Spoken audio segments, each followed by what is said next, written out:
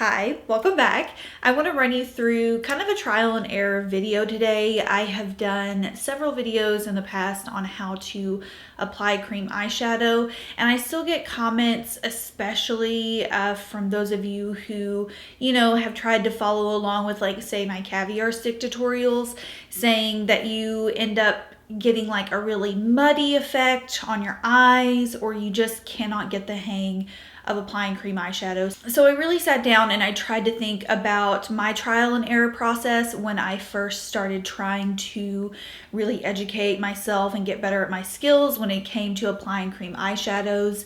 And I think there are about 4 common reasons or things that people do that cause them to become discouraged or that really end up ruining a cream eyeshadow look, and I want to run you through those today. So this is not going to be a how to apply cream eyeshadow video. I do have a specific video on that, as well as several other tutorials that you can watch to see the specific method that I use, because I literally use one application technique when it comes to like my standard everyday cream eyeshadows. And I run you through that in a video that I will leave down below. But for today's video, I want to talk about some things that you might be doing that cause your cream eyeshadow look to end up looking muddy, that just causes your look to maybe just look really undone and not as polished as powder eyeshadows. And hopefully these things can help you out. So the biggest fault, in my opinion, when it comes to applying cream eyeshadow is applying too much at once. I think that there's this misconception that cream eyeshadows don't have the pigment that a shadow can, and it really just depends on the formula. Just like a powder eyeshadow, it's going to depend on the quality of formula, and that's why I always highly praise the Caviar sticks. I also really like the Bobbi brown eyeshadow sticks. Those have the perfect workability to them to where they don't dry down immediately. They give you enough time to work, and also they're very layerable. So what I often find that people do is, especially with the shade Cocoa, which I'm going to show you like little demos here and there as I talk about this. I talk about the shade Cocoa often, which is a really dark kind of semi-matte chocolate brown, and you can definitely get a little crazy with that. I think a lot of people don't realize how dark it is, how a little truly does go a long way. So you're going to see in the demo when I'm applying it my proper way that I apply the smallest amount to my lid. And this definitely goes for those of you who have extremely hooded lids, very small lid space to work with from the beginning. You almost want to apply it like a liner, very thinly to your eye, and then work it out. Like I mentioned, if you are working with something like a Caviar stick, it's very layerable. You can layer these products over and over and over again and build up your intensity. You don't have to immediately apply, even if you're going for like a super smoky look, you don't have to apply a ton all over the lid and then brush out. You really need to focus on having a bit more control in your application, and I think you will find that applying small amounts in increments will really help the final product. Second culprit, I'm hesitant to how I word this, because honestly, if you are a skilled person with cream eyeshadows, you can truly use any tool. Like, you can use your finger, you can use a fluffy brush, you can use whatever brush pretty much you have in your collection to create a look, but you kind of have to be confident in your skills before you do that. So I think a lot of people are using the wrong brush for application. When it comes to powder eyeshadows, oftentimes, the favorite brush is something like this, a really large fluffy brush. And while, again, if you're really skilled in cream shadows, this would be perfectly fine. If you're not, it's just not tapered enough to play around and be able to get the the overall shape and just overall control of the product. So my number one recommendation for starting out with a cream eyeshadow is to use something or a brush that's a little bit more tapered. And I love using the MAC 217 as an example. This is a cult classic brush. It has been a favorite. It was the fluffy brush before the fluffy brush was the fluffy brush. You know what I mean? It's been around for such a long time.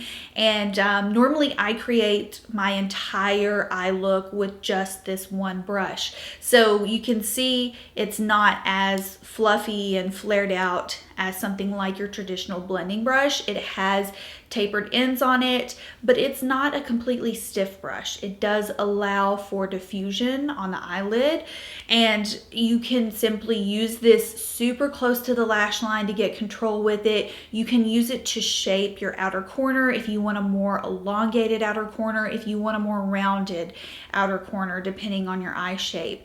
You can use it to gently pat like a shimmer on the middle of the lid. So I think finding the right brush, especially if you are a beginner, is going to be key. And this is a great example of something that will really allow you to have control over your product. So for tip number 3, it's really not an ultimate tip, but it's something that I've noticed, and sometimes I feel people are just using the wrong eyeshadow formula or wrong cream eyeshadow formula for their lids, for their lid shape.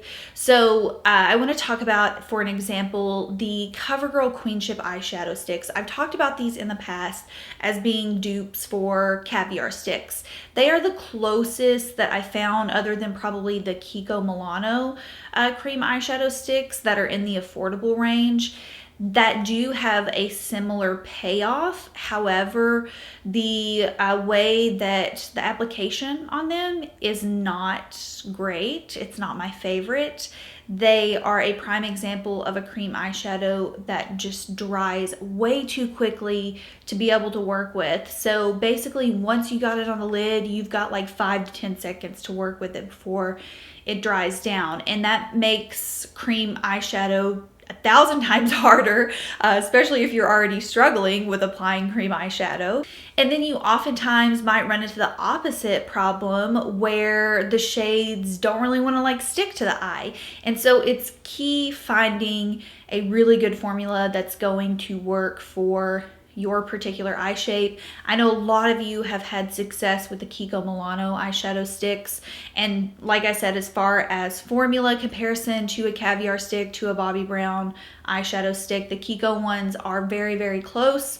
On my lids, I felt that they were slightly less long wearing, but they still performed really well, had great payoff. So if you're looking for a cheaper alternative, I always try to, I'm still trying to branch out and find more affordable cream eyeshadows. But overall, this is like the one time on my channel where I always just say, if you can splurge on a Caviar stick, if you can splurge on a Bobbi Brown cream eyeshadow stick, those have just great performance, and it makes everything so much easier. So a lot of times when I have an eyeshadow look similar to what I'm wearing today, and my eye look might be a little bit off today because I was trying to show like a comparison in wrong techniques, right techniques, and one of my this eye might be a little bit darker.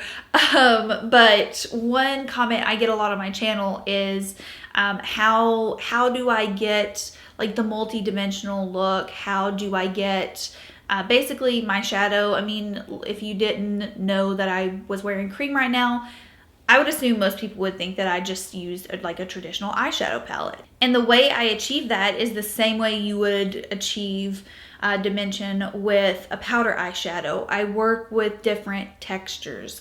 So if you watch my how to apply cream eyeshadow video, I generally will start out with a pretty light matte base. And so we can compare that to using something like a light brown and the crease, a light transitional shade as your base color. Then I'll go in with something that is slightly on the darker side to get my definition. And generally that will be either a matte or a satin finish. And then finally, I'll end with something that has a little bit of a pop. So today I'm wearing Intense Amethyst on the inner parts of my eye. And it really just adds for that multi-dimensional shine, the pop on the lid. And so I think sometimes it's perfectly fine to just use mattes. If you're totally a matte person, if you're a one and done eyeshadow person and you just like the classic kind of shimmer, that's totally fine. But in terms of answering the question of how I get the dimension, it is by using different textured cream eyeshadows. So I think if you do refer back to that video where I show you my just technique that I always use for applying, it'll help you understand how to get that like complete look, how to get something that is not over the top, how to get something that is great for everyday wear but still makes your eyes stand out and pop.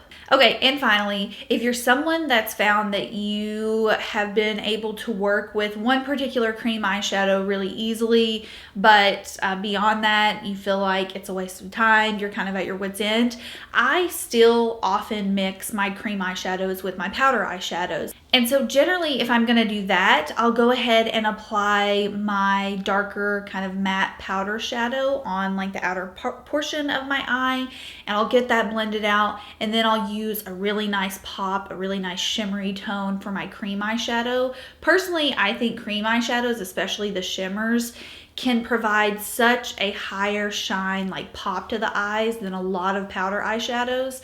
So oftentimes I will just use like a dark brown, dark charcoal, matte powder eyeshadow on the outer portion, and then to really make my eyes pop, I'll go in with something like Intense Moonlight from Laura Mercier, Pink Quartz from Bobbi Brown, Rose Gold from Charlotte Tilbury, and I'll pop that on the center of my eye and kind of stop halfway, and then I can kind of work with that, blend it, and make it look a little bit more seamless.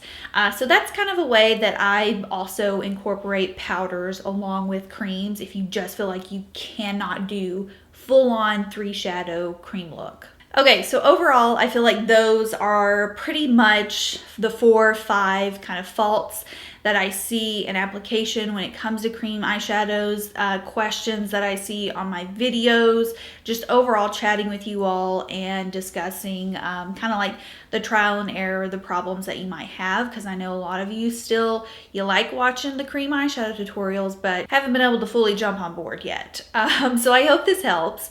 If you have any questions about any other application problems, feel free to leave them down below. I'm gonna have most of my helpful cream eyeshadow application videos down below, so you can refer back to those as well. And I will see you guys in my next video. Bye.